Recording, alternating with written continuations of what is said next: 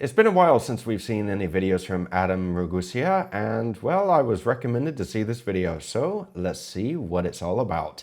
If you are new to the channel, my name is James Makinson. I've been cooking for many years in the United States and over here in Europe, and well, I have plenty of other recipe videos and reaction videos, so hopefully you will like something, and if you do, then be sure to give this video a like and a share, and don't forget to hit the subscribe button and the bell notification so you don't miss out on any future content.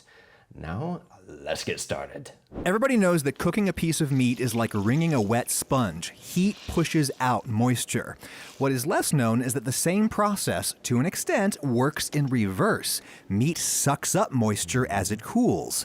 This is one of the many reasons why I usually don't season or flavor my steak. I flavor my cutting board. I put nothing but oil on the steak before it goes in the pan. Adam is seasoning his cutting board and not his steak. Might as well just season the plate since you're going to be eating off the plate and not the cutting board. Well, unless he's going to be eating off the cutting board, but... You could put some salt and pepper on it before cooking if you want, but I like my pepper raw, and the idea that salting meat immediately before cooking will enhance browning is, as far as I can tell, a myth. If you want to salt in advance, do it at least 40 minutes in advance, per Kenji's authoritative article on the subject, linked in the description. Right, so there's a few things you need to keep in mind with salt. One, salt is used as a flavor enhancer. It's one of the most important ingredients in the kitchen. We use salt to bring or to enhance flavor. The other thing with salt is that salt can actually draw out a lot of moisture. This is why salt is used in preservation techniques or curing processes to actually preserve food. And salt can help to absorb liquid as well, not just extract it. This is why we normally use a brine for the turkey to help retain that moisture while we're cooking. But what I like to do is to use salt Malden at the end of the cooking process because it has that texture. What I'm doing here is a classic technique called dressing the board. And one of the reasons I love it is that I can do all of this prep while the steak is already cooking. This is a technique that I admit, this is actually the first time that I've seen this technique.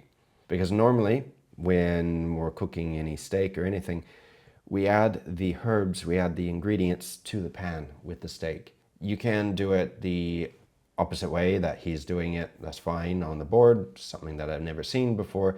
Or you could also do it if you have the machine and if you have the money to buy the machine, you could do a sous vide, which is under the vacuum. So you put everything in a plastic bag, you put all the ingredients, the spices, everything in there with the steak, you sous vide it, and then you cook it under a controlled temperature to a certain temperature that you want. This is why sous vide is very popular in the kitchens, because if you want it at, let's say, 61 Celsius, it'll be 61. Just chopping up some rosemary from my yard. Rosemary and steak are chef kiss. Now I'm just finely grating a small clove of garlic with my microplane.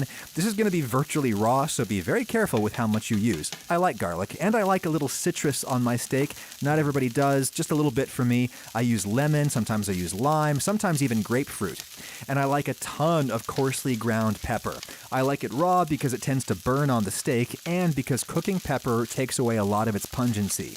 That's why people in fancy restaurants offer you some at the table. Now about adding black pepper before cooking or after cooking. This is a big debate even with a lot of chefs.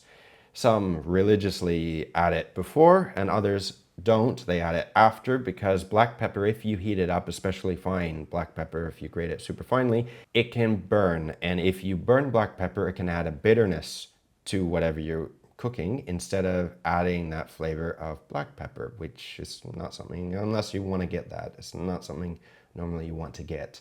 Just a few grains of salt go on the board. I'll tell you why so few in a minute. I'll flip my steak. That's a strip steak, by the way. Brits would call it a sirloin. Firstly, you have to admit that Adam is doing really good with getting some nice color on the steak. This is good. You want to get that color. But as far as the cuts are concerned, literally after working in quite a few countries, every single country will have a different cut chart. In America, we have certain cuts. In the UK, they'll be different. And in France, they're different. And here in Spain, they're also different. Couple little slivers of butter go on the board. You could throw that butter in the pan for the last minute of cooking if you like it brown. I like how the milky taste of fresh butter contrasts with the deep, dark flavor of the steak. I have to admit, Adam should write some novels. He uses an excellent choice of words. I like how the milky taste of fresh butter contrasts with the deep, dark flavor of the steak. Since this is a home video, it's fine, but if this was a working kitchen, this should be a red cutting board for red meat, not a green cutting board. Green cutting boards are for veg. But since it's a home kitchen, it's fine because not many people have multiple cutting boards in the house. Tons of classic American steakhouses finish with fresh butter. Now, the other thing about the butter is that a lot of, not steakhouses, but a lot of restaurants as well, used herbed butter. And what's herbed butter? Herbed butter is literally herbs that have been chopped up and added to softened melted, well, not melted, but softened butter. You use that for service or for your steak that you're going to be adding it to. So that way you can skip a step and it saves time in the kitchen instead of having to do this every single time. You do everything at once. I cooked this steak for 9 minutes total and rested it for 5. Including the minute in which I preheated my pan, that is literally 15 minutes from start to dinner. Because again, with this method, you can prep all of your flavorings for the meat while it's cooking instead of before. This is one interesting thing. Now, normally, again, depending on what philosophy you follow, you don't want to be flipping the steak constantly. Every time that you move the steak, this can also drop the temperature of the pan and you want to keep it hot. However, there was a test done by Heston Blumenthal many years ago where he actually was flipping the steak, I believe once every 20 or 30 seconds, something like that. And he realized, or he noticed through his tests, that he could actually cook a steak more evenly than cooking it the older method by just flipping it like once or twice. Steak goes on top of all that stuff. Its heat will soften the rosemary and melt the butter and take the edge off of the raw garlic as it all just sits there and rests. All right, look at that juice coming out. That's like the water we squeezed out of the sponge. And normally it would be lost in the ether, but we're going to reclaim it. This method is just a little bizarre because normally when we're resting a steak, you don't want to leave it on the plastic cutting board, even if you have all the herbs and spices on there, because a lot of the things that you actually use on that cutting board will retain into that cutting board. And this is why a lot of, well, restaurants will bleach the you-know-what out of their cutting boards to try to remove any of the other stains or bacteria or any of the other smells that are still with that board. Here's the big moment. We'll just toss the pieces in our pool of flavor-augmented beef juice. This is when the sponge starts to reabsorb. And it'll absorb even more if you let it rest a second time in a big heap like this to keep it warm.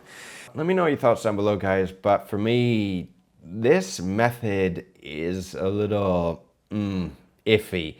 I just don't like the idea of using a plastic cutting board to rest hot meat on and then to mix all the ingredients and everything on the plastic cutting board. Keep in mind, a lot of places, a lot of restaurants do use plastic cutting boards because they're easier to clean, easier maintenance, and depending on where you work, a lot of the times, wood cutting boards are not necessarily allowed in the kitchen, again, depending on different statutes in different countries. The thing is, though, with plastic is that every time that you cut into the cutting board, you make cuts, you make micro incisions into that board, and there's a possibility, I'm not saying that it happens all the time, but there is a possibility of adding plastics to your food. I mean, just look at this cutting board. You can see all these mini scratches. It's not good. With all of this slicing and resting, the meat will go cold the instant you put it on a cold plate. So I either eat it straight off the board or I warm my plate. Here is one way to warm a plate. Run it under hot water for a minute, both sides. It'll be easy to dry off because hot water evaporates. A hot plate can actually reheat a well-rested piece of meat, which is one of many reasons why steakhouses generally heat their plates. This is true. A lot of places and restaurants do serve plates warm or hot because by the time it reaches the table, the temperature of the food can chill, and you don't want to be serving like a cold risotto or cold pasta or anything like this. The only difference being is that normally when we're keeping hot plates in the kitchen, there are actually devices, hot plate containers, where it's basically a mini oven that keeps the plates at a certain temperature. And if you can't do that, then we use ovens as well, or a salamander, or anything else. Personally, though, I wouldn't be using water because water has gotten a little expensive here, and to heat everything with the gas, because I use gas at home as well for the hot water, it's a little expensive. So for me personally, I would either use the oven, especially if I'm going to be cooking with the oven. Just you put the plates in the oven at the last minute to heat them up. Or if you're willing, and if you have gas burners, you can put them on direct heat. You have to be careful and make sure that they don't crack on you. But I have some plates from IKEA, and I heat them up directly on the fire, and there's no issue. Again, it's just to heat them up. It's not to like get them red hot.